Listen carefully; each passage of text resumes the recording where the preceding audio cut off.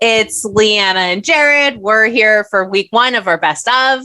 And yes, we chose one of our favorites with Dr. Fedrick that we talk about narcissism and codependency. And it's really like narcissism is such a buzzword right now.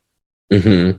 Well, and like this episode, I feel like was foundational for a lot of what we've talked about on the show, like since then, and like all kinds of things. So it's a really good one to revisit for sure. Yeah. And it is one of our higher downloaded episodes. So I can't wait for you guys to either listen to it again or hear it for the first time. Enjoy. I'm looking forward to listening to it again to figure out like if listeners can tell that I'm crushing on Dr. Fedrick like during the episode. Do you think that's going to be noticeable? So Jared and I actually had extensive conversation after recording this episode about if he should hit on Dr. Fedrick. Dr. Fedrick, if you're listening to this, I just hope you are. All right, guys. Well, enjoy this episode. We'll see you next week. We learn adaptive behaviors in childhood for survival. And so maybe these individuals learned that in order to get the attention that I need or the esteem that I'm craving, I do have to put on this mask and I have to be this over-the-top individual so that somebody might notice me.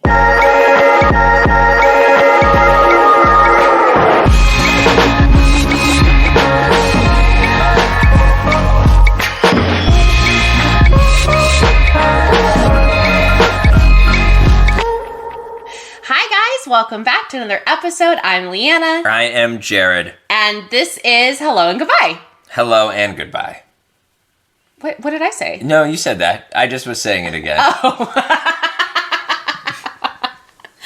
So we have really a great episode for you guys today. Yeah, our guests are just fucking hitting it out of the park. They're on fire. And I'm so grateful. I honestly am just feel so honored that they would come on our show.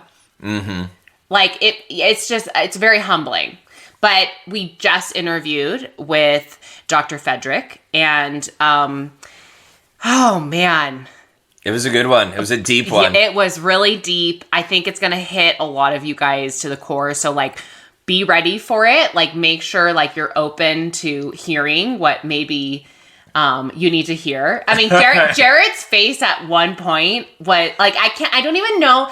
I really wish we had it on video. I don't even know how to explain your face. It was like a combination of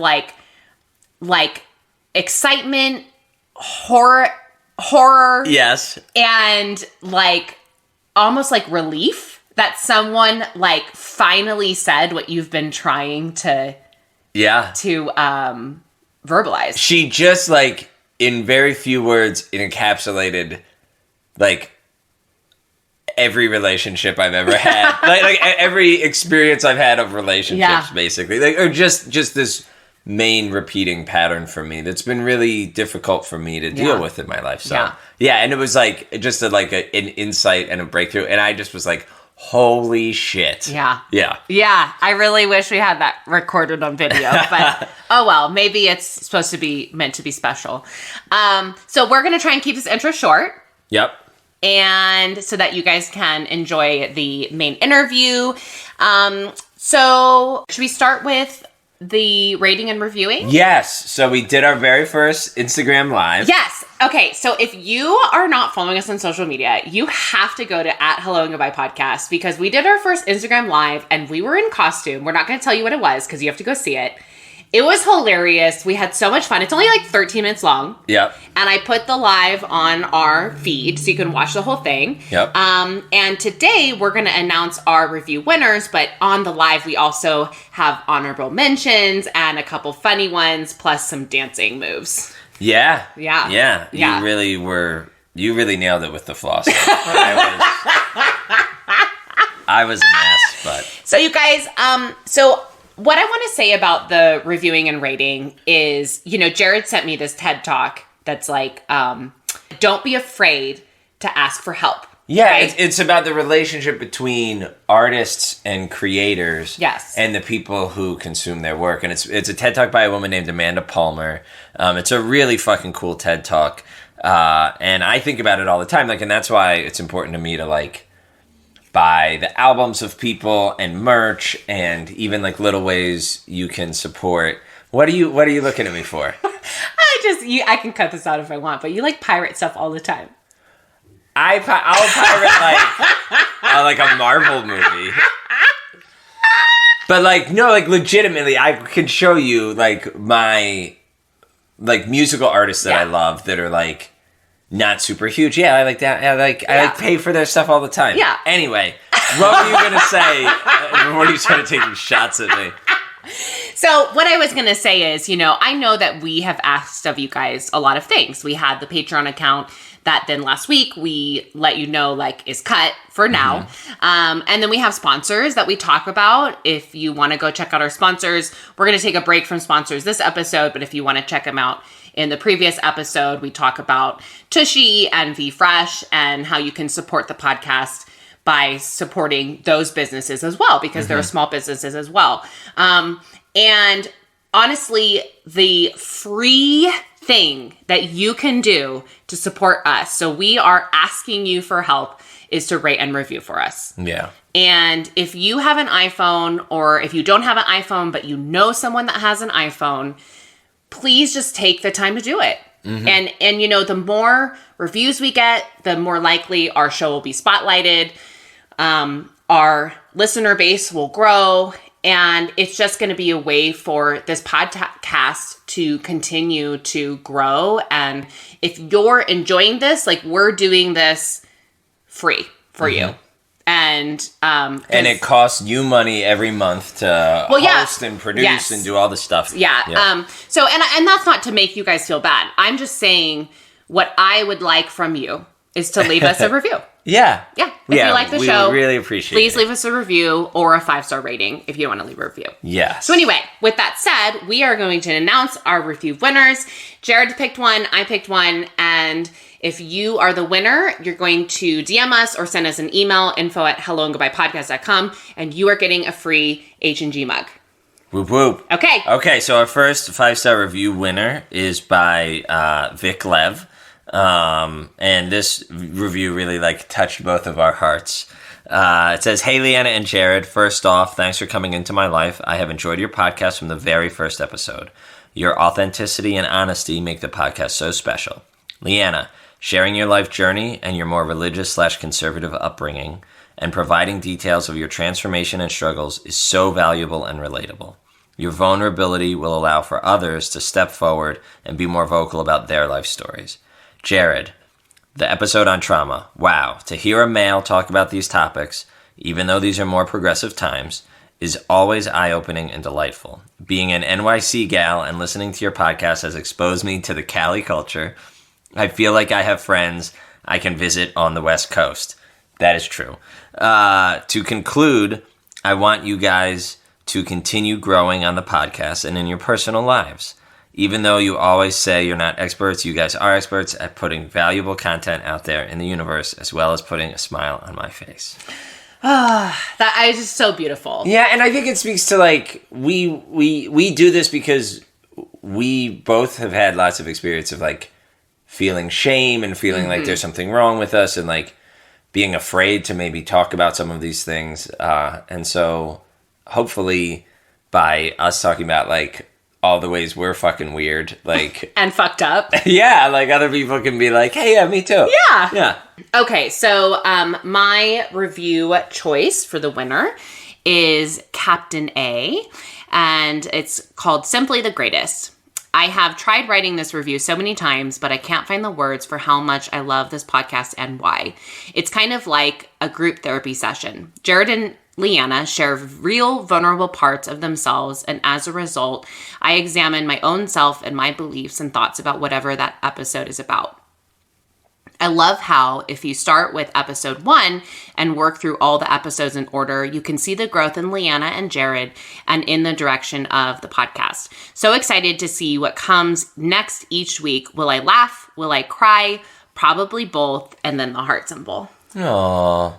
That's so great. So beautiful. So thank you to both of those listeners, and they can hit us up and we will send them their free hello and goodbye mugs. Yes. And I just want to say one more personal favorite. Please.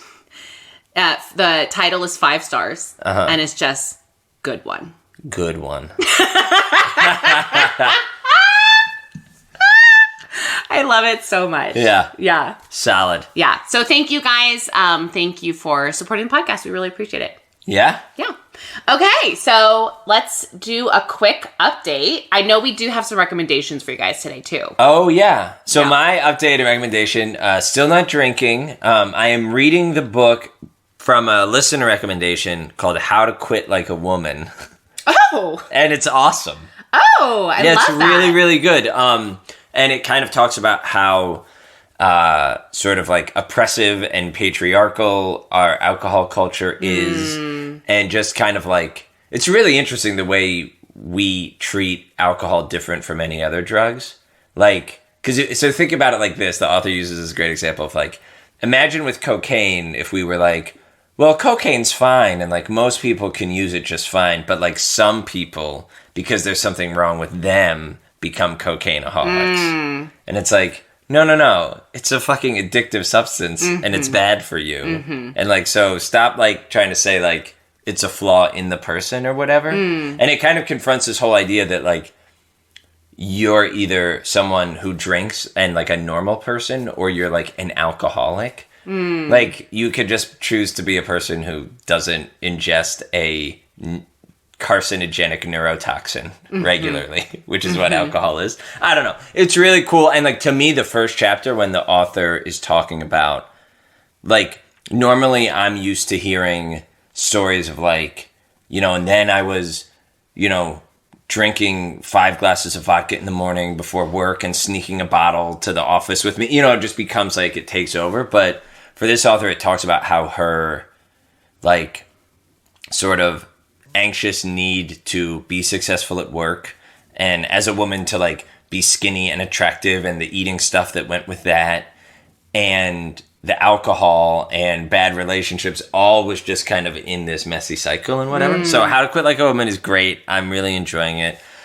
Other than that, I am sort of slowly dipping my toe back into, like, talking to people, so doing a little Hinge and Bumble. And I've been really proud of myself. I feel like you'd be proud of me, Leanna. I'm always proud of you. Oh, thank you.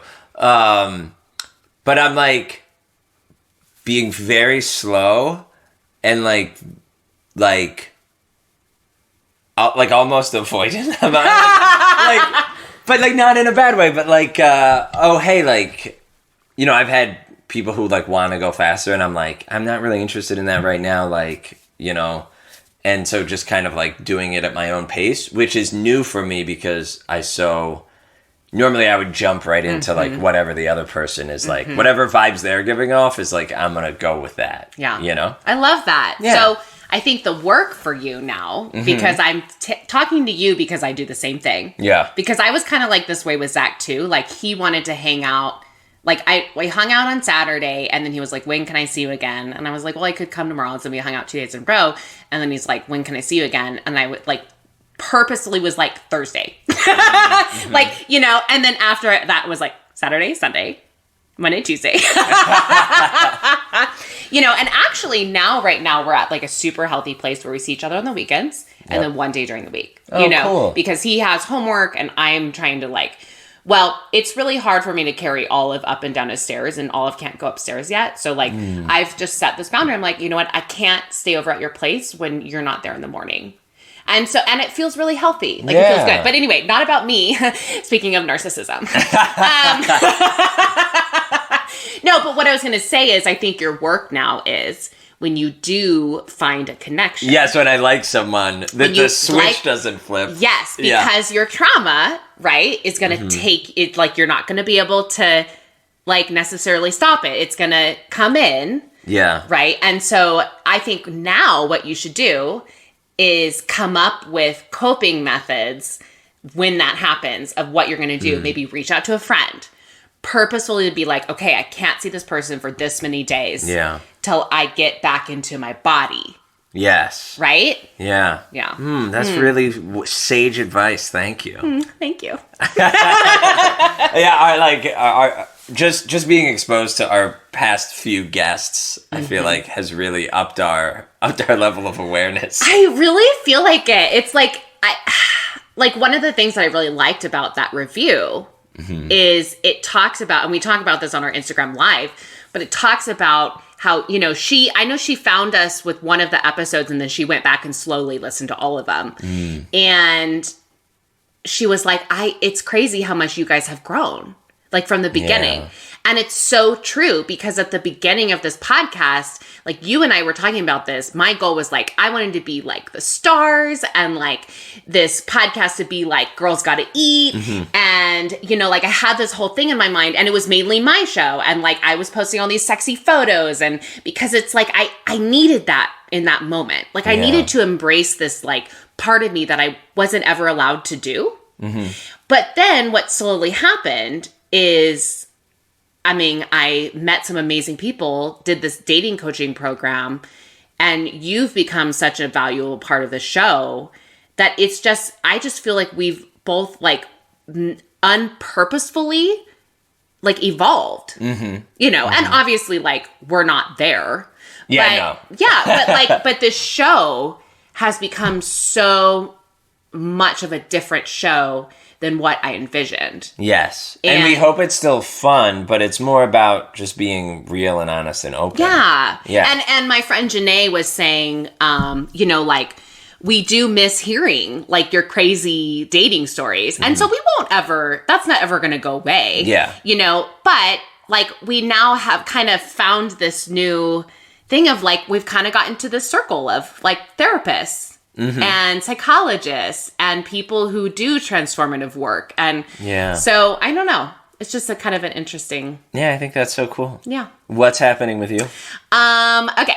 I'm obsessed with Ariana Grande's new album. Really? Yes. It's so good.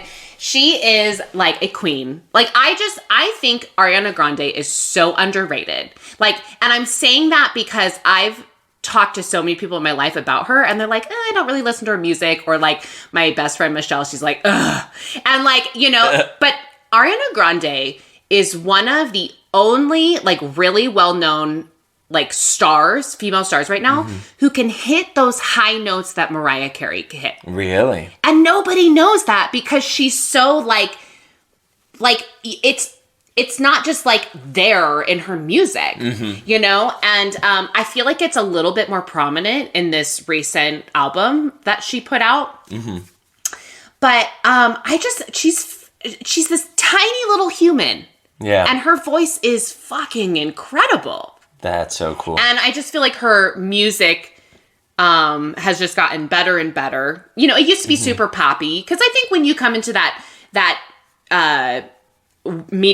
world, they try and be like, well, you're going to be this way. Yes. And then you become well known, and it's like, well, actually, I'm going to be this way. Yep. And so, anyway. What's so cool about that? I feel like there's something sort of very patriarchal about the music culture and like pop music culture and stuff. Because I had the same experience with like Lady Gaga like 10 years ago. I had, there was like a couple big Gaga hits that had been on the radio, and I was like, oh, sure, like typical, like Britney Spears, like overproduced, like probably not talented, probably doesn't write her own music, blah, blah. And then she went on Howard Stern and just like sang acoustically, like her, like accompanying herself by piano.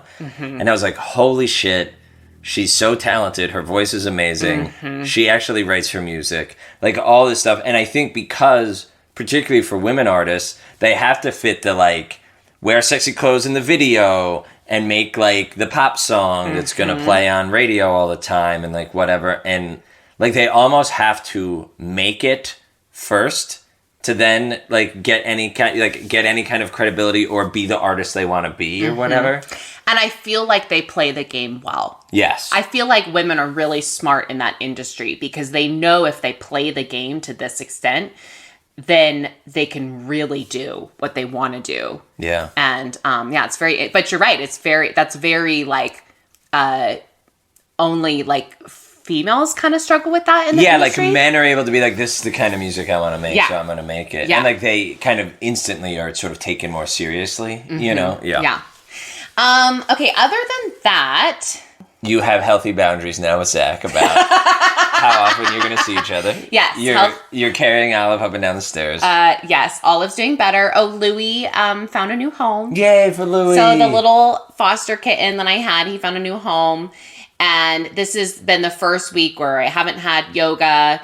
And I did make the decision to push my Costa Rica retreat to another year out. Oh, okay. Yeah. So they have, the retreat is still happening, but they're just finding a different teacher. I just didn't feel comfortable with being responsible for a group of people.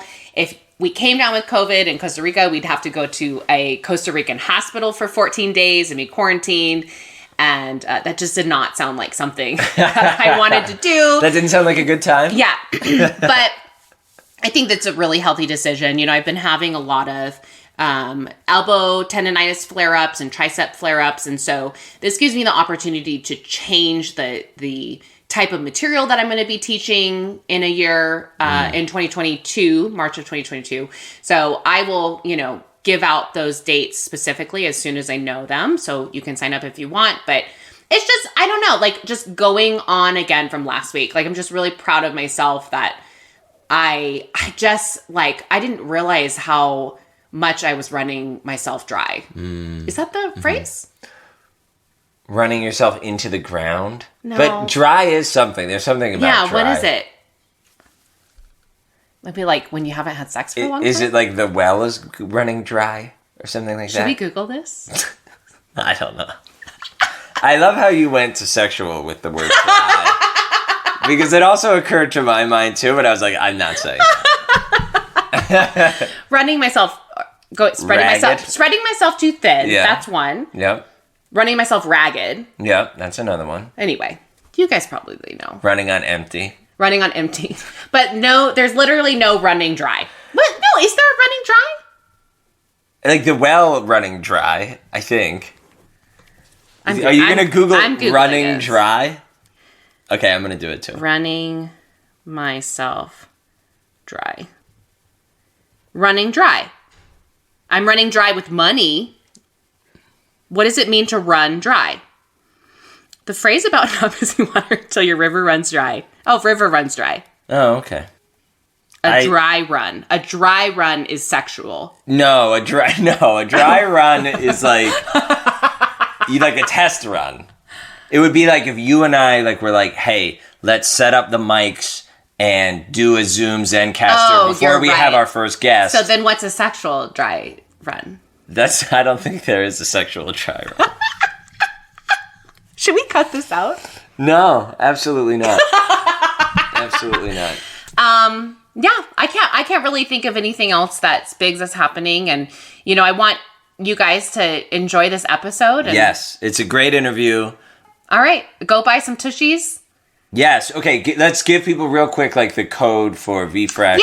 Yeah, so if you guys want a tushy, you're going to go to hellotushy.com /hello and goodbye. So that's 10% off any of your orders with Tushy. So those include bidets and towels and t-shirts, merch, everything. Yes. And then if you want to support us through VFresh, you're going to go to www.vfresh.com, V is VEE, and use all capital Hello 2020, and you get 10% off any products that help with vaginal infections and UTI stuff and those kinds of things. UTI stuff. Yeah. And So yep. Yeah. And so the Hello 2020 on VFresh is a promo code. Correct. And on Tushy it's a URL. Correct. Lovely. Oh, wow. You just really piece everything together so nicely. I try. You guys enjoy this interview and we'll see you after. Bye. Bye. All right, guys, our next guest is a licensed professional counselor and owns a private practice, Evolve Counseling, in Gilbert, Arizona. She has been providing counseling services for about 10 years and specializes in areas such as relationship issues, depression, anxiety, trauma, and general personal improvement. In addition to providing therapeutic services, she teaches psychology courses for Grand Canyon University. Please welcome Dr. Elizabeth Fedrick. Hello. Thank you so much for having me. Yay, welcome. We're so happy to have you. Just quick editorial note. Leanna, that was a great Thank read. you. You should have seen, Liz, you should have seen how hard Leanna was focusing on there. Good work. Thank you. I am self-diagnosed and clinically diagnosed ADHD. And we have noticed that I have a hard time reading things out loud. Well, you made it through. Thank you. Well, we are so excited to have you. So we had Dave Glazer on our last episode, and you also know Dr. Morgan. So you and I connected through Instagram. Yes. And I actually listened to your episode with Dave Glazer on his podcast, Believe, Be Real, Be Bold. And it was fantastic. And I am so excited to talk about this topic that you specialize in, which is narcissism and codependency. So first, I thought maybe just, can you give our listeners a little bit of background information about how you got into your work and a little bit about where that's led you to where you are now? Absolutely. Yeah. So I have, as you so eloquently stated in my bio, been providing counseling services for about 10 years. And when I first started, I was working primarily with children and adolescents. And that was really my passion. And that's what drew me to psychology to begin with. And really my goal was, I really wanted to get in there and help break the cycle. And that, the cycle of dysfunctional relationships and intergenerational trauma. And as I started doing that, a lot of my work then resulted in doing more parent-child relationship work, and still work with the child, but I ended up pulling the parent in so often. And I know Morgan has talked with you guys about like attachment theory. Mm-hmm. And so the more I started to recognize, in order to break the cycle, I've got to go to the parent, because the parent is the one that's really dictating the environment and dictating the relational functioning with the children. And so over time, it has kind of evolved into working more with individual adults and then also doing a lot of relationship work. And so that's couples and families, and just really recognizing that so often the work that I do in session, whether it's with an individual or with a couple or family, it often goes back to the relationship. And so that is where I have then kind of turned, attachment theory was the topic for my dissertation for my PhD. And I just really started to head that direction with relationships. I love that you're also obsessed with attachment theory. Yes. And it's interesting because one of my questions to you today was going to be, how does narcissism and codependency relate to attachment theory? And I have my own thoughts on that, but let's hold that for a little bit later in the episode.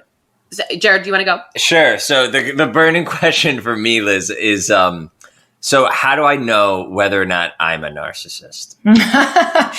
Well, valid question. It's been asserted that if somebody asks if they are a narcissist, they are likely not, because a true narcissist would not actually consider that might be a possibility. We all have the ability to, demonstrate narcissistic qualities and have narcissistic tendencies. But to truly pathological narcissism, this individual lacks empathy and lacks any consideration or regard for the other individuals in their life. And so true, narcissism in the diagnosable pathological way, that is not quite as common as you may have narcissistic tendencies, but so do the rest of us. Mm-hmm. Mm-hmm. That's such a great point. Can you, this may be a really dumb question, but are there like specific people that you could point out as like, oh yeah, these people are narcissists? like celebrity politics? Like you want me to give examples? Yes. Well, I think there's some very obvious examples. Yes. We would definitely put Trump in the category of a narcissist. A lot of celebrities would also be in that category. But a narcissist, I mean, this is a mental condition in which people have an inflated sense of their own importance. So they have this deep need for excessive attention and admiration. It's often characterized by troubled relationships and demonstrating this lack of empathy for others. But what is really behind narcissism is this fragile sense of self. It's really low self-esteem and insecurity.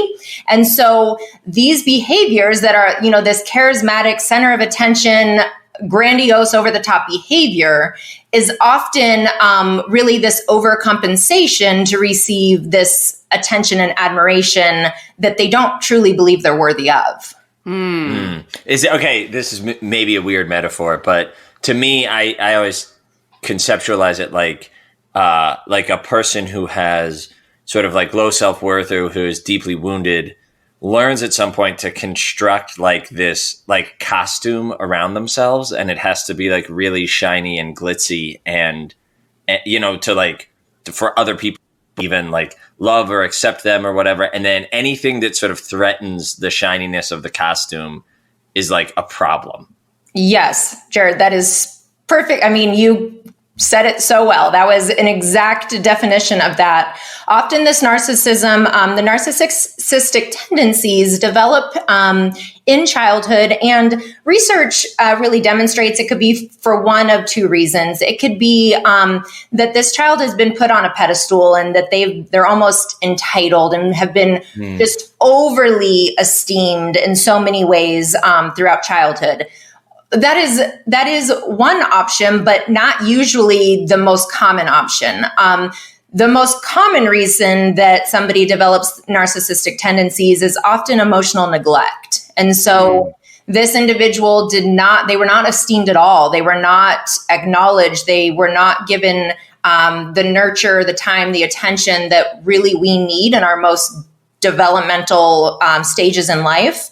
And so just as Jared stated, that is then what happens is this individual has to find a way to cope with that. A term I use in sessions often is the adaptive child. And the adaptive child is that we learn adaptive behaviors in childhood for survival. And so maybe these individuals learned that in order to get the attention that I need or the esteem that I'm craving, I do have to put on this mask and I have to be this over-the-top individual so that somebody might notice me. So I'm thinking for like our listeners, right? Because a lot of our podcast revolves around dating and relationships. So like because you said earlier, a lot of people have narcissistic traits and we all can show up narcissistic in certain situations. Yeah. But so like, what are some of the red flags we might look for in terms of like family and friends, like, or even someone we're sort of meeting and newly dating? Yeah, that's a great question. So one of the first things that's important to keep in mind is that there are actual multiple types of narcissism. Different research really takes it anywhere from like 3 categories up to 8 categories. The 3 that I focus on the most is grandiose, depressive, and covert. And so grandiose is going to show up like that typical charismatic, confident, outgoing center of attention. The depressive narcissist is going to show up more that still just as needy, really requiring that attention and the doting on, but they're not over the top. They demonstrate depressive symptoms. And then the covert, which is actually one of the most difficult when we're entering into a relationship, because the covert narcissist is often somebody in a helping profession. And so they might be the teacher, the pastor, the mental health therapist. I mean, anything where they are deriving their value from really helping others, but it's not from this place of altruism, but rather when I help you, I feel valuable. I feel like that individual is put on a pedestal when they help others. Mm. And so knowing that there are these different types is really important, because it's really easy to say like, well, there's no way they could be a narcissist. They're a pastor, they're a small group leader, or whatever the case. But really the behaviors are this sense of self-importance and a disregard for other people's feelings or desires, needs, and especially boundaries. Mm-hmm. And it is also, there's a lot of manipulation and a lot of gaslighting that takes place in these dynamics from all three of those different types of narcissists. So that was going to be one of my questions is, can you explain kind of gaslighting? Because I know that I've used that term before, and Jared has been like, well, I don't think that's really gaslighting. And I'm like, no, that is gaslighting. Wait, was Jared the one gaslighting? Was that maybe? No. Leanna actually busted me appropriately for mansplaining gaslighting.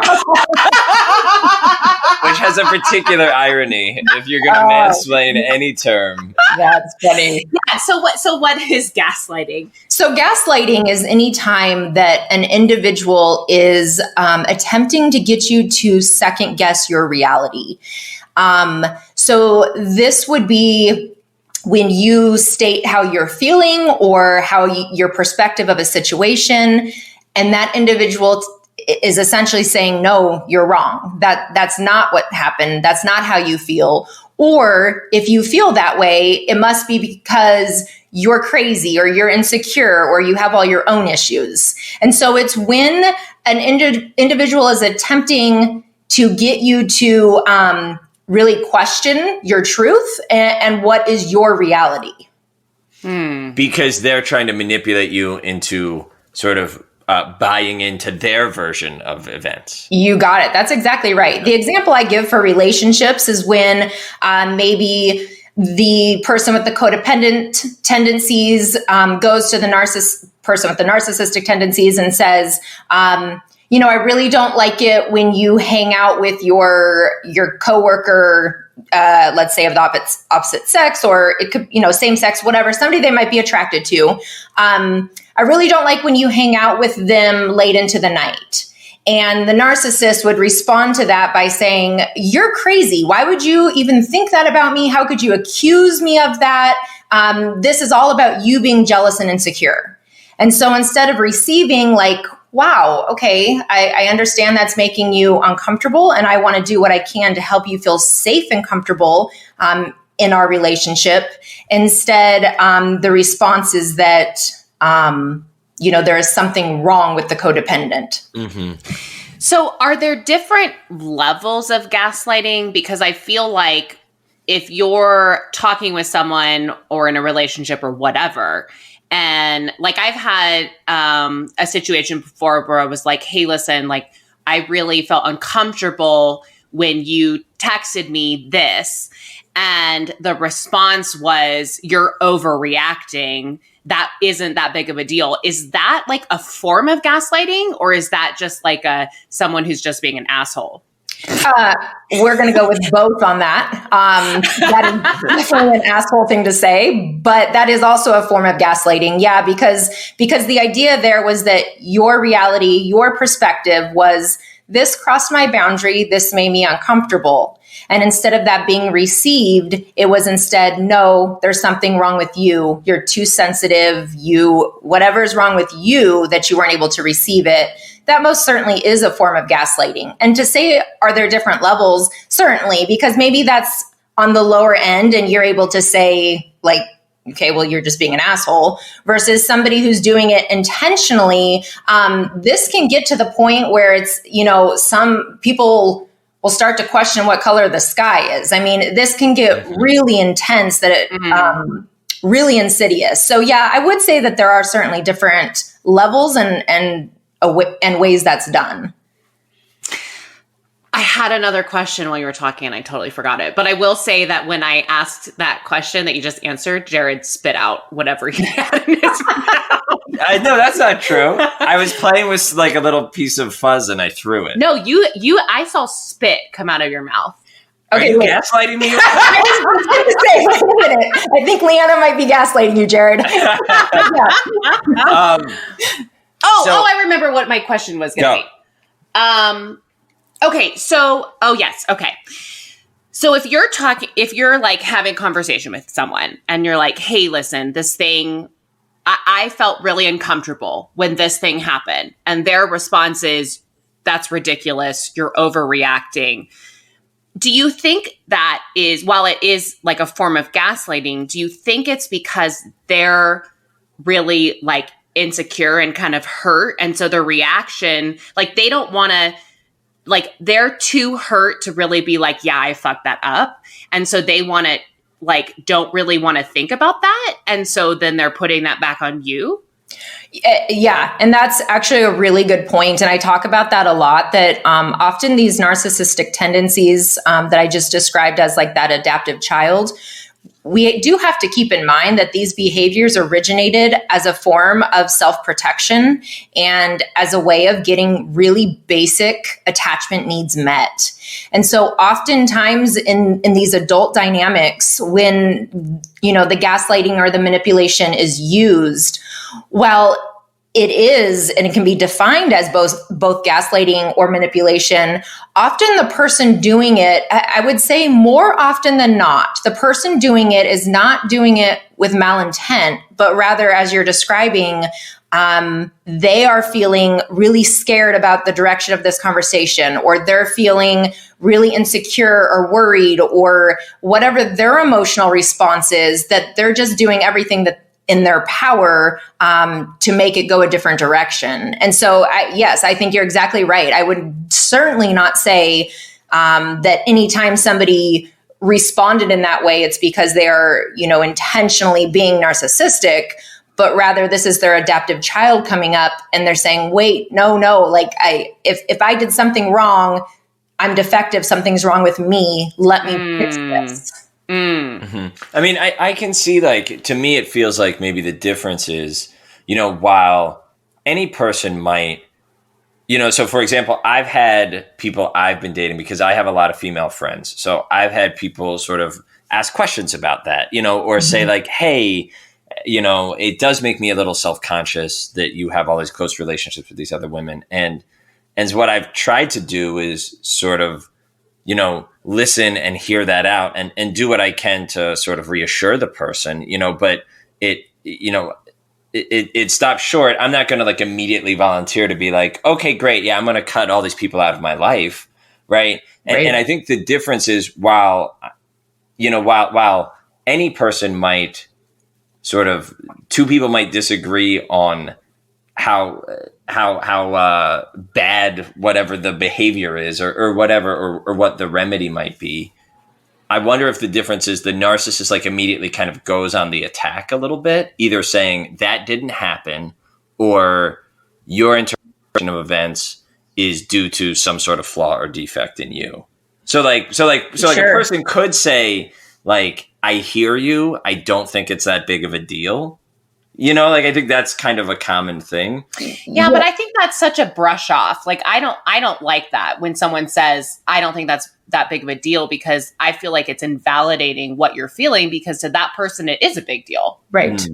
Right. And that's exactly it. That even if you don't feel like it's a big deal in effective communication, we still reflect and validate and receive what our partner is telling us. We're at least hearing it and ensuring that they're validated in that.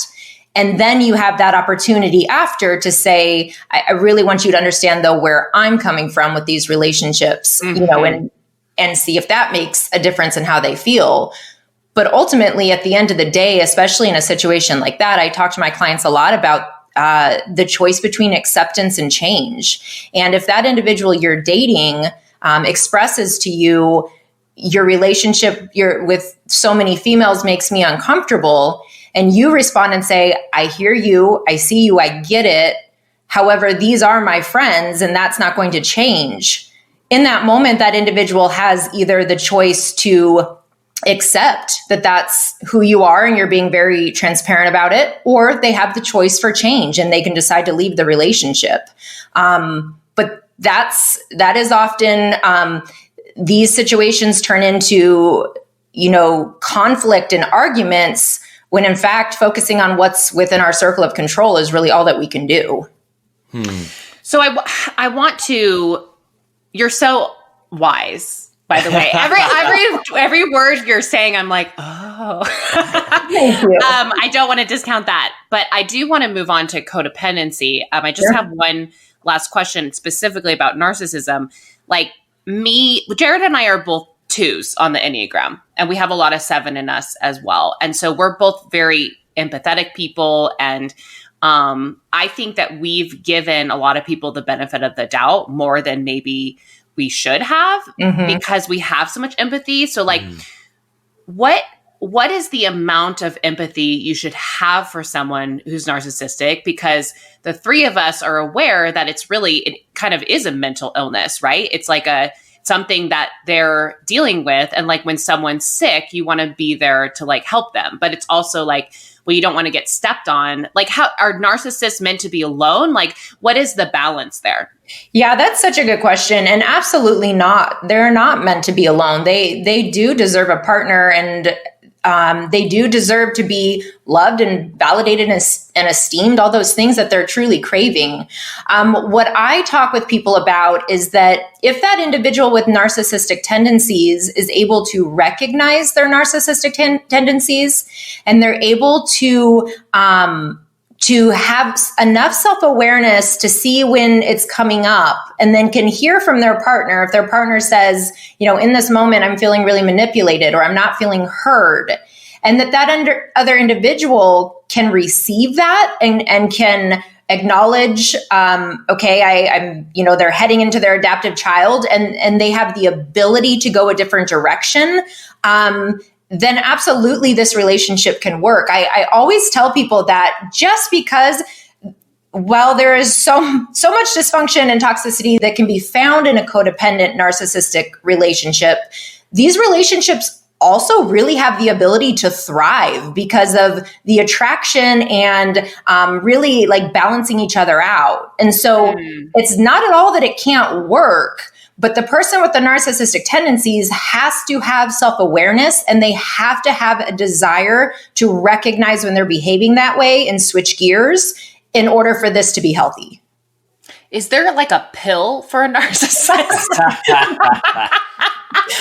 No, but often if a narcissist is dealing with high levels of anxiety or depression, these behaviors will be a lot worse. So if they're able to balance out mental health, then it's usually they can be more self-aware. Yeah. Okay. Just curious, like, because I really want to get into the codependency thing, but is the typical relationship pattern like for a narcissist, like everything's going great as long as they're sort of remaining on their pedestal and like that kind of projected grandiose image is intact, and then there's conflict and or and to remain there they're using the manipulation and all of that, and then is the relationship pattern kind of, if they're not able to do what you just said, Liz, like they just kind of cut that person out, so there's a lot of kind of cut off in their relationships, right?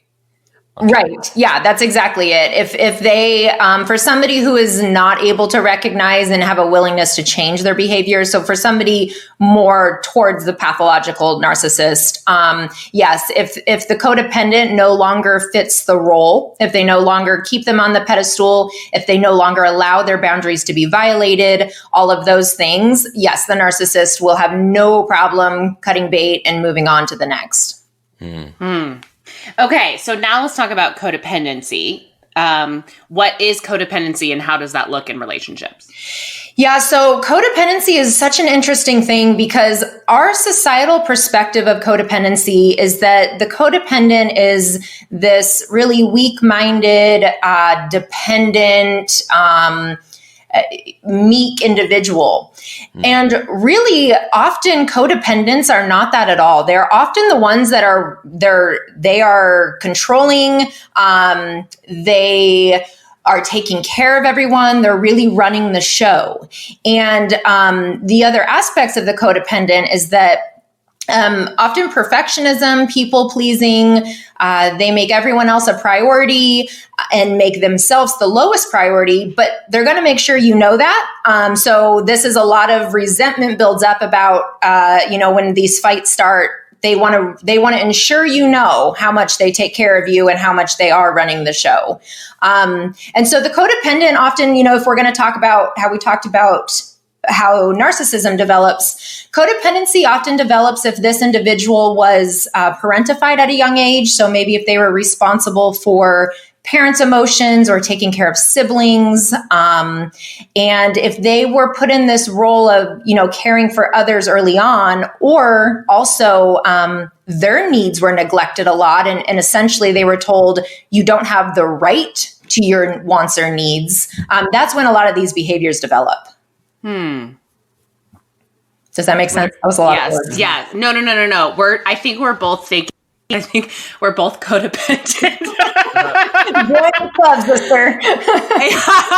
Well, and I mean, I think that's what comes to mind for me for codependency is like two people kind of in like the attachment is insecure in the way that it's like enmeshed, like it's two people's self-image are too caught up in each other. Yes. Am I understanding that right? Yes, such a good word. Enmeshment is so frequently connected to these codependent behaviors. Often the child was enmeshed with a parent. Maybe the parent was extremely controlling, dictated all their behaviors, but then simultaneously enmeshed because the child was then responsible for the emotional caretaking of the parent. And then you're exactly right. That is what the individual then takes into the adult relationships as well. And that's where the controlling behaviors come in, because they want that, as insecure and unhealthy as it is, they want that enmeshment. They feel like that is how they can feel safest in the relationship, is if they are essentially tied to the hip. Mm-hmm. So it's kind of like if I'm in a relationship and like a codependent would have a hard time with the ways in which like we are separate people, of like if I have my like bowling league on Wednesday nights or something like that, like they would either want to become a part of the bowling league or have a problem with the bowling league. Nailed it. That's exactly right. Because in their mind, they need to be with you at all times in order to have enough control over the relationship so that you won't leave them. You won't find somebody else. You won't put something as more of a priority. And so, they'll do anything they can to ensure you're always together. Interesting. Because when I think about controlling, I think more about narcissistic. And so it's, go ahead. Sorry. No, that is really a good point. And they both absolutely control. I would say the narcissist controls overtly, where the codependent often controls much more covertly. Interesting. So is it possible, and I'm going to be super open here, but I think I have tendencies of both. And if I think about, my upbringing and then my relationship with my ex-husband, I think my narcissistic tendencies are kind of what Jared was saying. Like, it's a huge mask. It's like, I grew up like center of attention in my church because my dad was a pastor. And I learned to kind of put this big bravado on, and I enjoy being the center of attention, and I enjoy kind of like being in the spotlight. And, one of the reasons why I did this podcast, like I like attention. And yet underneath all of that, I'm such a sensitive person. My feelings get hurt super easy. I'm very loving and caring in my relationships. And when you really peel back like all of those onions, I'm just kind of this big like soft teddy bear, but very few people get to see that. So it's like, is it possible to have both of those? And I don't know. I don't even know where I'm going with this question. No, you're right, though, that it is absolutely possible to have both. And almost all of us will demonstrate some qualities of each. It's just on a spectrum. So it just is to what extent. But you're saying it exactly right. And most narcissists are also codependent. And so that is because that is where we bring in the difficulties with boundaries and this, the desire for esteem and control and all of those things. So you're exactly right. There is most certainly the ability to be both. Okay. So here's where I want to bring attachment theory in, because I am very anxious, like very, very, very anxious. And I have tendencies of avoidance as well. So how does all of this play into attachment theory? Well, so that would be like ambivalent or fearful avoidant. That would be the term used for the individual that's demonstrating both. And attachment comes in, it absolutely comes in with both the narcissist and the codependent, because it is during these formative years that we're deciding if people are safe, and that's based on our interactions with our caregivers. And so are they warm and responsive? Are they neglectful? Are they scary and angry? Do we only get attention if we're performing? So even, taking it back to the example that you gave, I wonder how much in childhood, how much of your attention and the value that your parents put on you had to do with, you being this center of attention and active in church, and that they were just so proud of you for all of those things, right? So then you then learn, well, in order to feel valued or esteemed, I must perform. And so that's all tied to attachment. Oh, wow. That's really interesting. Jared, what are your thoughts? Well, I'm curious, like, how does like avoidant attachment show up in these ways?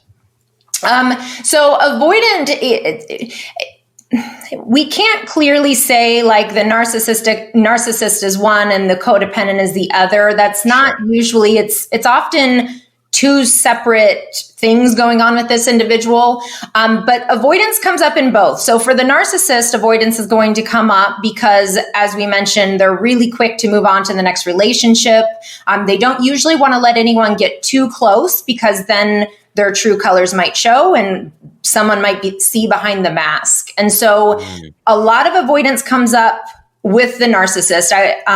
But then also an anxious attachment style is going to come up because of all that insecurity. And then with the codependent, what often happens with the codependent, when they've grown up in this dynamic where they are so enmeshed with the parent, or they are so responsible for taking care of everyone else, what often happens is this pendulum swing towards away from codependency and towards counterdependency. And so at this point, they're saying, okay, this is all too much. Fuck you all. I'm out.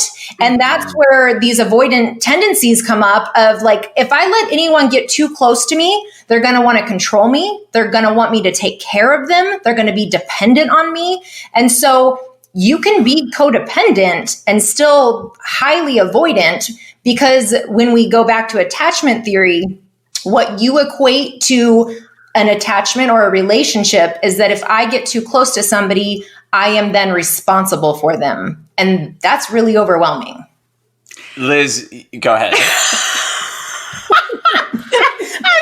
We're over here dying. I wish you could see us, you guys. We tried to Zoom this call with our internet quality. You started saying those words, and Jared was like in shock. I got like dizzy. Yeah, like because this is what he's been trying to formulate for a long time now on this podcast, is like, why? Well, I don't want to speak for you. Go ahead. Yeah, no, I mean, I think, well, and Dave sort of said some of this the other day, because he said something like, it was some sense, I got to go back and listen again, but like I think he said as a two, the fear I walk around with is that I'm going to be, it was like betrayed, possessed, overwhelmed. It was like something like that. And so as you were saying that, Liz, about feeling like, you're going to be kind of overwhelmed with the other person's needs and it's going to turn into a responsibility and all that. Like, as you were talking, that struck so deep into my soul. I just like looked at Leanna and I was like, oh, no. Well, because the way that you said it was like on point with what he's been trying to formulate for so long. Yeah. Well, maybe because I'm living it with you, Jared. I'm right there. So Yes. This is definitely a self-discovery of my own. Well, and I think what's cool, just to like throw another term into the mix here, because we've said codependence, we've said counterdependence, and so the healthy thing in the middle is interdependence, right? Correct. Absolutely. And how would we define that? Yeah, so that is, going back to your bowling example, that is that you get to go bowling and I'm going to go have drinks with a friend and that's okay. And I'll see you at home afterwards. That is this connection where you are you and I am me and we get to be we. But two does not become one. I hate that saying, that analogy, that makes me cringe so bad, that, we need to find this person to complete us or this other half of me. And that is not, healthy attachment. Healthy dependency is that you are very capable on your own and I am very capable on my own, but maybe we're better together and we can support each other and we can, have fun with each other and all these things, but I don't need you. I love that so much. Yeah. I do want to move into a little bit of how depression and anxiety can show up because of, not because of narcissism and codependency, and maybe you can clarify this for me, but how it maybe goes hand in hand. Yeah. And it certainly does. And so it's, we can say what comes first, the chicken or the egg, in regard to these symptoms of anxiety or depression in an unhealthy relationship, or, is it this unhealthy relationship leading to those symptoms, or is it these symptoms that, contribute to the unhealthy relationship? And I would say it's all combined. And, but yes, when, if you're feeling like your relationship is unstable or that it's constantly on the rocks or there's always issues, undoubtedly you're going to experience symptoms of anxiety and at times symptoms of depression. And this is feeling worried about what's going to happen or feeling sad about the state of the relationship. But then also when we're maybe experiencing those symptoms, so let's say you're not in a relationship, but you struggle with anxiety and depression, and then you go into a relationship, that is going to impact it as well, because if you have anxious traits and then you're worried about, what your partner is doing, or you're worried about, is this relationship going to work? Or if you have depressive traits, and so maybe you're not able to be as present or as available to meet your partner's needs, that's also going to have an impact. So that was like kind of confusing, but it really is all intertwined. Well, and I think you just brought up a really interesting thing for me, is like, because I've thought about this in more recent relationships with myself, is like trying to find this balance of like, when, so there may be things that I need to bring up with my partner. But then I also sometimes question myself and wonder, sometimes there's probably things that I just need to like self-soothe because those are my issues. And if I'm kind of like asking my partner to sort of solve all my anxieties, and some of them that are sort of from my own stuff, I don't know. I haven't quite formulated this idea, but what does that bring to mind for you? Yeah, no, that you're going exactly the right direction. So many times we do rely on our partners to be, our therapist and our console us and our parent and our teacher and our, like, all of these things that is maybe not realistic or healthy expectations of your partner. And you're right. In these relationships, a lot of times what I help individuals figure out is when they are being triggered by the behavior of their partner, just as you said, how much of that is mine, that's my trigger to work through, and how much of that is something my partner is actually doing. And that is a lot of the work that I do when I work with individuals, but still doing relationship work, but I'm working just with the individual, is we spend a lot of time sorting through these core beliefs and what they believe about themselves and how they view themselves can be triggered by the partner, but that doesn't necessarily mean the partner did anything wrong. And so when we can increase our self-awareness around what are our attachment triggers, what are our personal self-esteem triggers, all of those things, we can do a lot better of not projecting that onto our partner. What are some healthy ways for partners with anxiety and depression when they're maybe having more intense episodes of that? Like, other than medication if they need it, or seeing a therapist if they need it, what are some other ways that they can communicate that to their partner and receive kind of empathy towards that, but also not burden the partner? Yeah, and I think that's a good point, because often in a healthy relationship, if somebody is experiencing an episode of, increased anxiety or depression, in a healthy relationship, that's often not received from the other partner as a burden. If it is not this constant thing, and if it's not that they're seeking fix me, take care of me, I'm putting this all on you. But rather, I just need you to be present for me. And what we most commonly see happen is that when somebody is experiencing a heightened episode of anxiety or depression, this often becomes an attack on their partner.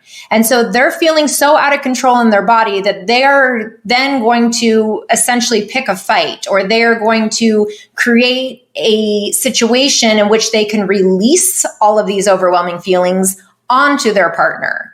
And so that obviously becomes really unhealthy and really not fair for anyone. And so if when experiencing that episode, if it can be brought to the other partner by saying, this is what I'm going through, I was triggered, I'm having a hard time, can you just be there for me? Versus, I can't believe you didn't take out the trash again, you piece of shit. That is definitely going to change the trajectory of how that goes. Yeah. Mm-hmm. Yeah, I actually love the idea of that self-awareness piece being key, and what I've been thinking about as you've been talking, Liz, is I think for the, the work of the codependent in some ways, or a person who sort of has those tendencies in relationships, is to do your own work to sort of tolerate those moments where the person's feeling a little separate, or maybe because they're doing, because they're telling you about their own independent thing that they have without you, or this some need of theirs that got met by this other relationship in their life, is to work on sort of tolerating that without seeing it as a threat. Beautifully said. Yep, that's exactly it. It's this concept of distress tolerance. And so recognizing this situation makes me uncomfortable, but it is not inherently wrong. So what is going on in my body? Where is it coming from? And then what do I need? And the what do I need can be, maybe I just need my partner to reassure me on the way to bowling. Love you, babe. See you in a couple hours, something like that. But still being aware of my partner going bowling is not inherently wrong. This is my trigger. This is my struggle. And I've got to figure out a way to manage that. Jared, are you trying to tell me that you really want to go bowling without me? You're smothering me, Leanna. And I guess, Liz, my working theory about what is the work of the narcissist, to me, because Dave mentioned in our last episode, shadow work, right? And this idea of kind of being able to tolerate maybe my partner or people in my life seeing me as less than perfect, seeing my flaws, seeing me when I'm not at my best or when I'm being kind of an asshole or whatever. Like, what would you like? Am I on target here? And like, what would you add to that? Yeah. And a lot of this would be like even inner child work. And so when feeling triggered, when feeling overwhelmed, or, that we're checking in on where is this coming from? What attachment need is being triggered for me? And so a lot of that inner child work is that inner child didn't get those needs met. They were neglected. They were dismissed. They were berated for having needs. And so recognizing that was my experience as a child. And so when my partner does anything that even closely resembles that, I am going to have a reaction. And so that is for both the narcissist and the codependent, that they can recognize when, and I commonly use in what I just mentioned, the 3 W's of what's going on. So what is this response in my body? Where is it coming from? So what was the trigger? What was said? What was done? What was not said or done? That's creating this feeling in my body. And then the what do I need? And the what do I need at times is maybe you need that text or that reassurance or something from your partner. But also sometimes the what do I need is that I need to show up for my inner child, and I need to use some logical self-talk and reassure myself that just because my partner didn't text doesn't mean he doesn't love me. He likely got caught up with something, or maybe he's distracted, and that's not a reflection of me. I love that so much. I love that you put that in such a simple way for all of us, because my next question to you was going to be like, all of these things, like like when my boyfriend does something that triggers me, I'm definitely not perfect and I have my moments, but I'm finally getting to the point where I can be like, okay, hold on. Why is it triggering me? What is it? What's coming up for me? And then what is it that I need? And how can I communicate that effectively without putting him on the defense or making him feel attacked, right? But I just feel like not a lot of people even know how to get started with that, like even have the awareness, because it's something that takes, like, I know for me, it's taken years and years, and I'm like still a mess, So it's like, how do you even get started with finding that like self-recognition? Well, yes. And, obviously seeking help is, from a professional, is a great place to start. But I tell people, even, when I'm interviewing or doing articles, that if you can't, for whatever reason, or choose not to reach out for help, that doesn't mean you can't start this process on your own. And one of the ways that you can do that is even by starting to track your physiological responses or your triggers.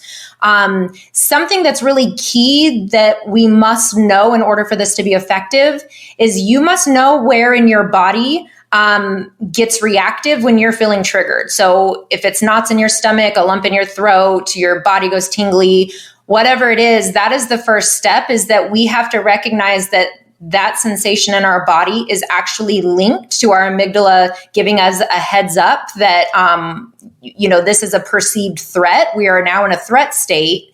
And so by knowing how your body specifically responds, you can then be a lot more aware of those internal cues from, whatever the external stimuli was. I love that. I think I was listening to a podcast, I want to say with Amy Chan, who does like a breakup, like a retreats, like she works specifically with breakups. And she was saying, if I'm getting this correctly, like when you get a text or something that triggers you, like because your body has that kind of like visceral response, she recommended you go into the bathroom and you like shake your body out as hard as you can for like 2 minutes. Is there like, what do you think of that? Like, is that a good way to kind of like allow it to release from your body before you react? Sure. And that would really, that really falls into the third W of what do I need? And so for some people, yes, it might be shaking it out. For other people, you could maybe use logical self-talk, or you can, hold on to an ice cube or whatever it is. But essentially what we're trying to do is the amygdala is designed, that's the emotion center of our brain, and it's designed to hold on to emotional memory. And so it stores all the sensory components of previous emotional experiences.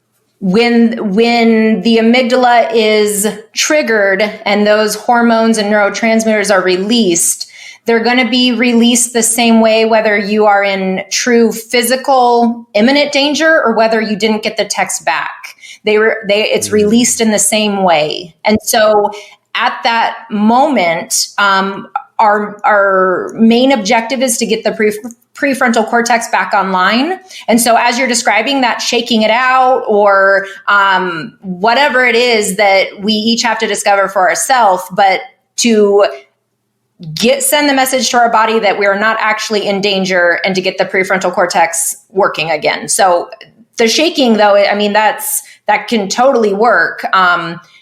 It's essentially whatever works for you to reset. And like we're sort of talking around this, Liz. I know because you're certified in EMDR, right? So there's a big trauma piece here, which is like I think a lot of what we're talking about. Correct.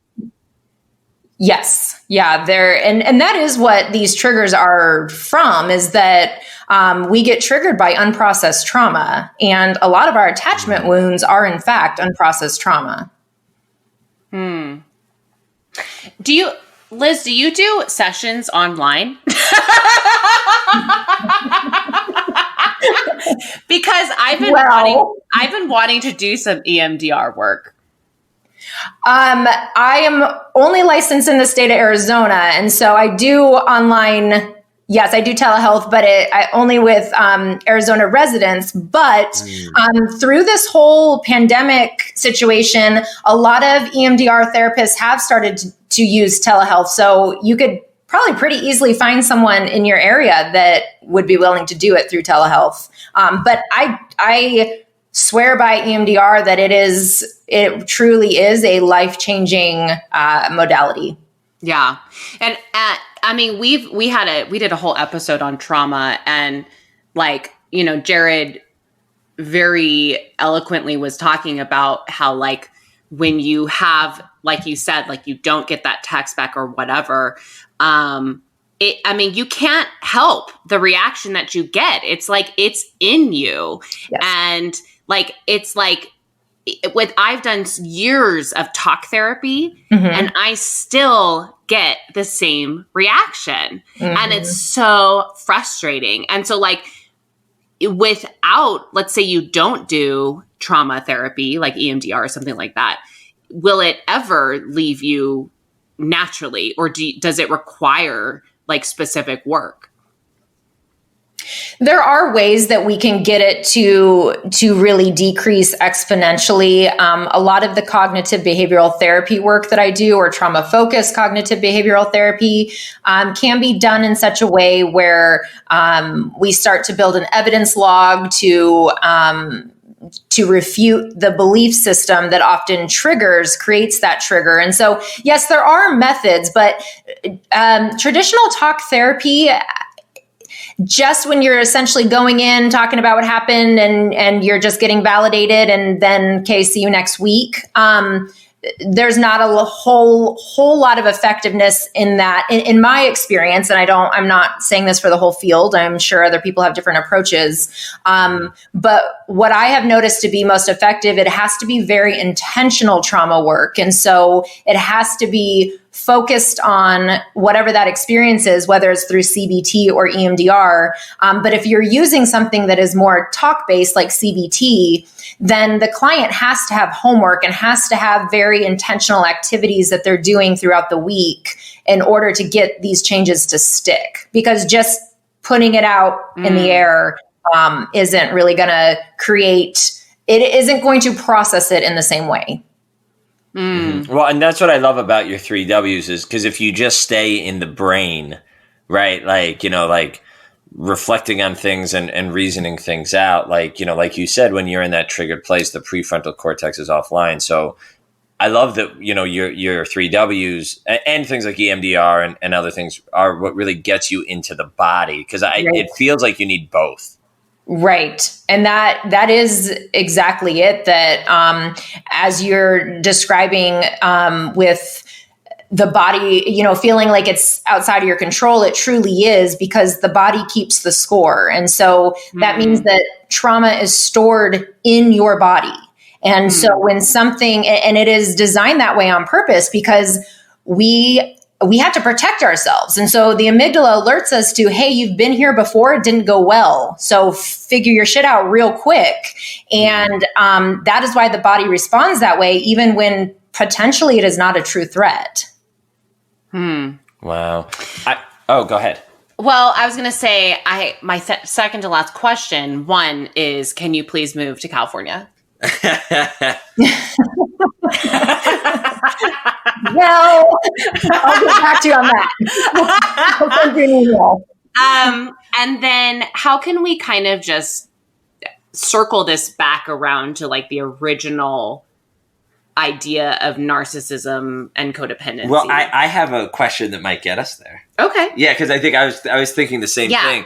So I'm wondering this, can you like walk us through like like for people that you work with around these issues, like can you walk us through like the trajectory of like a person who, how do they show up to you, and then through the work you do, kind of like, how things change? One of the first things when somebody comes in is the first thing that we work on is we have to be aware of, so it's the self-awareness piece. So we have to be aware of what are our triggers, knowing the physiological responses that you have to triggers. And part of this is also recognizing what your role is in this relational dynamic. And so part of that is we have to stop the denial that is often taking place. We have to, and the denial is often multifaceted. So we may be denying that there's even an issue in our current relationship.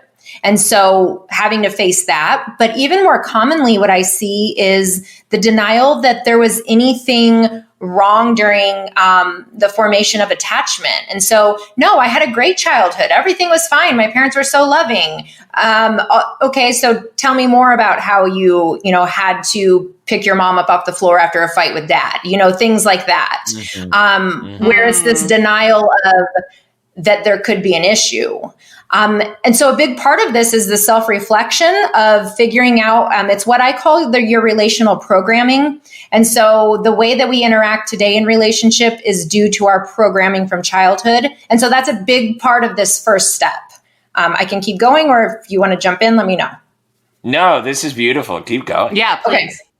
Okay. So that first aspect is being aware, what is your role? And then figuring out what your programming is. And then we lead into what I brought up earlier in the episode about really this choice between change or acceptance. So you recognize that maybe you're in a toxic relationship, maybe you're in a relationship with a narcissist. As I mentioned earlier, stay in the relationship all day if that's what you so choose, but you have to recognize what is within your circle of control and how is this impacting your mental health. And so if you're choosing to be in relationship with a narcissist or a codependent, and you both are seeking the help that you need, and you both are working on your triggers and your patterns of behavior, it can most certainly work. But if one or the other is not willing to, at that point, it is crucial to either say, okay, I'm just going to accept them the way they are, or this is no longer working for me and I have to move on now. And so really, I have a big push on it in my social media and in my sessions. Circle of control is one of my biggest focuses, that what you can influence, you must. Otherwise, your only other option is acceptance. I love that so much. Liz, there's a saying that I've heard around exactly what you just said, and I say it to students a lot, and I just love it. I think about it all the time, which is that we can't change the people around us, but we can change the people around us. Yeah. Yes. That's so really well said. Yeah. That's exactly it. Well, Liz, I think we're going to wrap this up because you have now spent an hour basically blowing our minds, peering into the depths of our souls on your Sunday. And now you have so much packing to do to move to California. Yes. And now I'll go get started. Well, please tell us where our listeners can find you. So my website is evolvecounselingaz.com. And then I'm also on Instagram at evolvecounselingaz. And I'm pretty active there on Instagram. I make a lot of connections on there. And I really try to create posts that emphasize a lot of even what we talked about today. So it's a lot of things to help increase self-awareness and just get people thinking. I love that. And we do have Arizona listeners. So yes, if you guys are needing some work done. Yeah. Well, thank you again. This has been such a pleasure. And we are so appreciative of your time. Thank you both. I really appreciate it as well. This was a lot of fun. Awesome. Okay. Thank you. All right. Well, thank you again, Liz. If you guys want to follow her on Instagram, like she said, go to @evolvecounselingaz and you can go check out all her stuff. And then just to kind of lead us out, make sure to go follow us on Instagram. Yep. At Hello and Goodbye Podcast, @ Leanna Joan, @The Real Jared Rodriguez. You can visit our website, www.helloandgoodbyepodcast.com. We do have a YouTube channel, so you can check that out. Mm-hmm. It's Hello and Goodbye Podcast. And that's it. Yeah, thanks for listening and hit us up. Let's keep the conversation going. Yeah. All right, guys. We'll see you next time.